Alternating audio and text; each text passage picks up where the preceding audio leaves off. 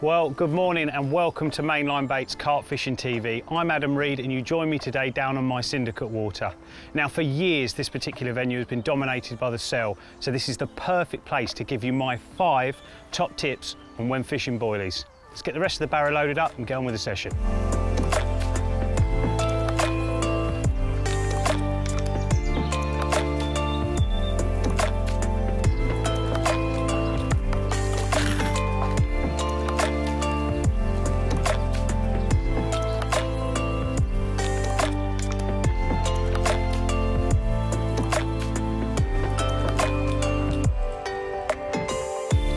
Right, so we've got into the swim and immediately I found some carp to the right-hand side in a tree line.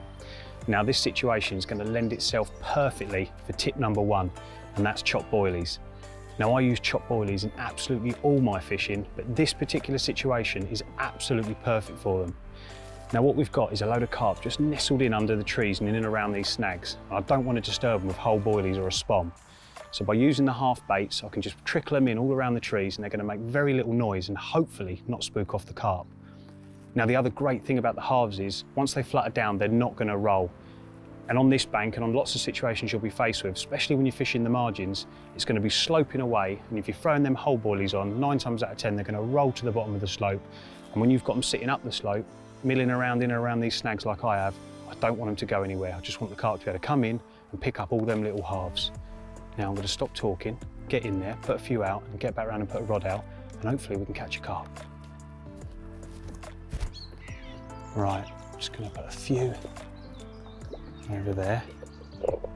We're just chucking them out into the branches and they can just flutter down and go wherever they want to go.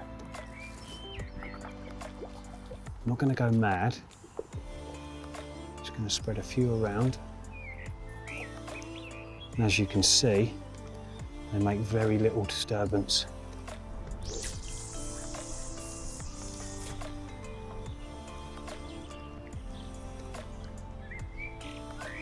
That's what you call jackpot in your bone.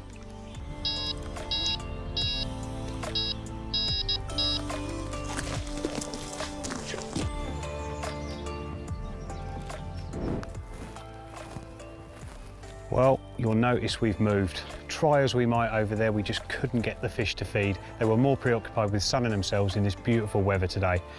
So we've had a move, we've come into the central part of the lake. We've seen a lot of the fish moving from the shallows over into this main body of water. But what that's going to do is lead us perfectly in to showing you tip number 2, and that's mixing up your sizes of boilies. So, boilie fishing. It really couldn't be simpler, and because of that the tips don't need to be complicated either, but there's always going to be a few little things that you can tweak and change to give yourself a little bit of an edge, and that's exactly what I've done here. Now, if I fill up my first spom of the evening, what I've got in my bucket is a real simple mix, but I've mixed up the sizes of boilies. So I've got 10mm cell, 15mm cell, the chops from our little session over there earlier on, and a sprinkling of Activate Response pellet. Now I'm going to get this first spom out of the night, hopefully it's a good one, and I'm going to tell you exactly why I do that. The first one's always the best. Ah, there we go. Perfect. Now, the reason I've done that, the reason I've made that mix up like that, is to keep them carp guessing out on the spot. Now, if you can imagine a carp going around picking up a 10mm cell 1 minute, a 15 cell the next, and then a chop, then a little bit of Activate Response pellet, that carp is finding it really hard to identify danger. And in that, what you're hoping is it's not going to be long before they pick up your hook bait. But that's enough waffling. I'm going to get the rest of this bucket out and hopefully we'll catch a carp.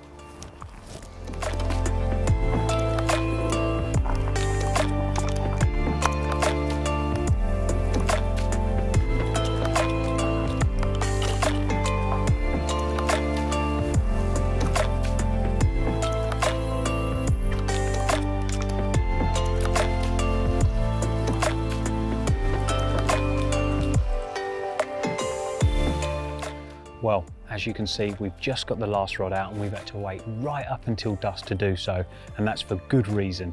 This is going to lead us perfectly into tip number 3, and that's spreading boilies around with a throwing stick. Now the reason we've had to wait right up until last knockings of light is because of them pesky seagulls.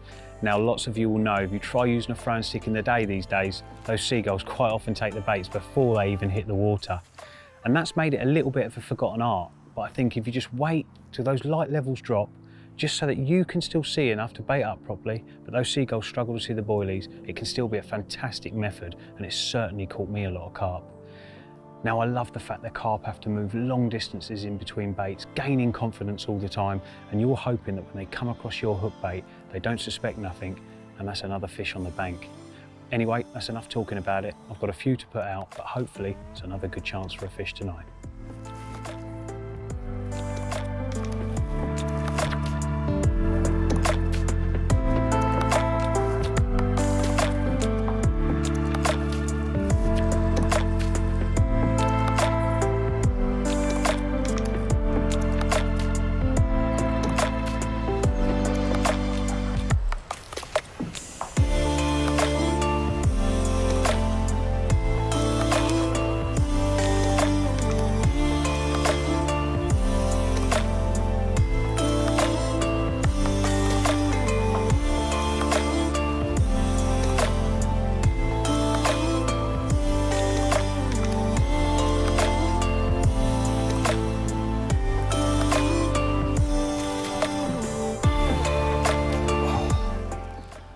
Well, how about that for a crusty old character? Very, very welcome. Now, we gave you a few tips yesterday, but it ended up being that one I said was underused, the spread of boilies with a throwing stick, that's produced the goods. Now, he might not be the biggest fish in the lake, so I think I'm going to slip him back and hopefully we can meet one of his bigger brothers or sisters. And then we'll show you tip number 4. So on to tip number 4, and it's another simple one to jazz up your freebies. All I've done is put a layer of 15mm cell into a bucket. I've then put a nice liberal coating of the Cell Smart liquid on and then crushed up some boilies and sprinkled them over the top.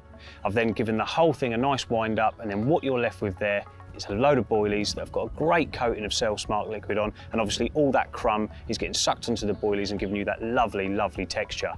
Now that's going to start working for you immediately when you put it out. As soon as that spom hits the water, all them little particles are working for you, the boilies obviously themselves are working for you, and then you've got that lovely Cell Smart liquid that's going to be oozing attraction the whole time it's out there. Now, staying on the subject of texture, that's going to lead me perfectly into tip number 5. So on to tip number 5, and this one really is simple. It's just washed out baits. Now, when I got to the session yesterday, all I did was put some boilies in a bucket, filled them up with lake water just past the boilie line, popped a lid on and chucked them out the way. Now, why did I do this? It's because I wanted to give them the appearance they've been out in the pond a long time. Now, this can be a really good edge, especially on waters where carp associate big areas of bait that's just gone out there as danger, and they'll just pass over them time and time again. And how many times have you had a bite on the 2nd or 3rd night where the carp are starting to associate that baited area as a safe place to feed? The other thing you're doing is changing the texture of the boilies. Now, by soaking them overnight or sometimes even longer, you really do make them boilies really soft and really palatable. And sometimes I might even mix them up with a few normal boilies straight out the bag, and that way you'll get the carp coming in and feeding. Some are like the softer ones, some are like the harder ones, but again, you're adding diversity to your baiting approach and giving yourself another little edge.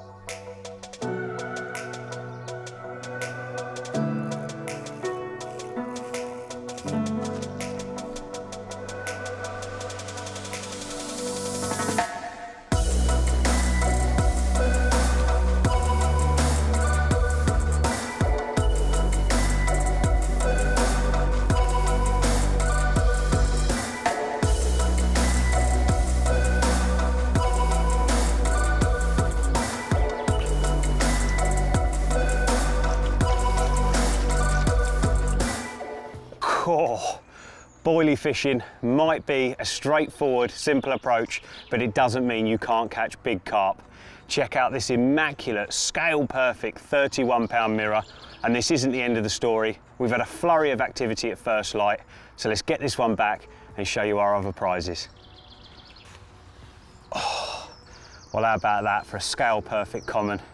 And it just goes to show you, if you've got a good food source boilie, the results can be absolutely devastating. And we've still got one more to show you.